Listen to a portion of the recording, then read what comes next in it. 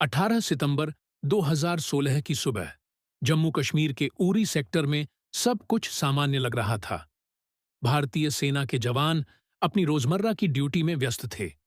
किसी को अंदाजा नहीं था कि अगले कुछ मिनटों में ऐसा हमला होने वाला है जो पूरे देश को झकझोर देगा।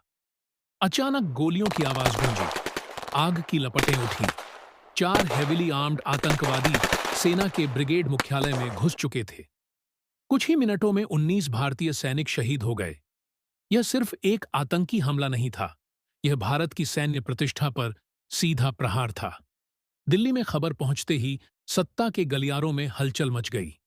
प्रधानमंत्री नरेंद्र मोदी, राष्ट्रीय सुरक्षा सलाहकार अजित डोवाल और सेना प्रमुख लगातार बैठकों में जुट गए। सवाल सिर्फ यह नहीं था कि हमला किसने किया, असली सवाल था, भारत अब क्या करेगा? दुनिया की नजरें नई दिल्ली पर टिक गई थीं। क्या भारत फिर केवल कड़ी निंदा करेगा या इस बार जवाब सीमा के उस पार दिया जाएगा? खुफिया एजेंसियों ने तेजी से काम शुरू किया। Research and analysis wing, intelligence bureau और सैन्य खुफिया ने मिलकर नियंत्रण रेखा के पार मौजूद लॉन्च पैड्स की जानकारी जुटाई। ड्रोन इमेजरी, सैटेलाइट तस्वीरें और मानवीय स्रोतों से मिले इनपुट एक खतरनाक लेकिन स्पष्ट तस्वीर पेश कर रहे थे। सीमा के उस पार आतंकवादी लॉन्च पैड सक्रिय थे।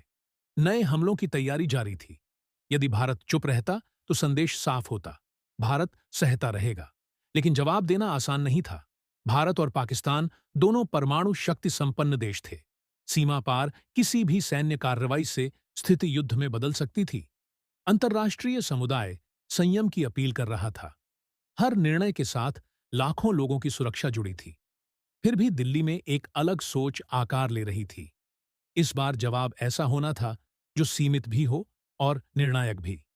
ऐसा ऑपरेशन जो आतंकियों को निशाना बनाए लेकिन पूर्ण युद्ध को उकसाए नहीं। भारतीय सेना की विशेष इकाइयों पैरा स्पेशल फोर्सेस को तैयार रहने का आदेश मिला।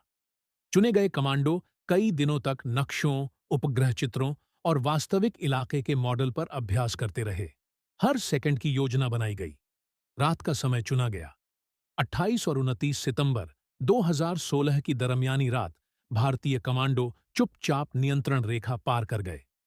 अंधेरे, पहाड़ी रास्तों और दुश्मन की निगरानी के बीच वे अपने लक्ष्यों की ओर बढ़े। उनका लक्ष्य था आतंकवादी लॉन्च पैड्स। जैसे ही कमांडो अपने निशानों तक पहुंचे, हमला शुरू हुआ। सटीक फायरिंग, विस्फोट और तेज कार्रवाई। कुछ ही घंटों में कई लॉन्च पैड तबाह कर दिए गए। सबसे महत्वपूर्ण बात, कमांडो सुरक्षित वापस लौट आए। सुबह होते होते दिल्ली में रिपोर्ट पहुंच चुकी थी। ऑपरेशन सफल रहा था।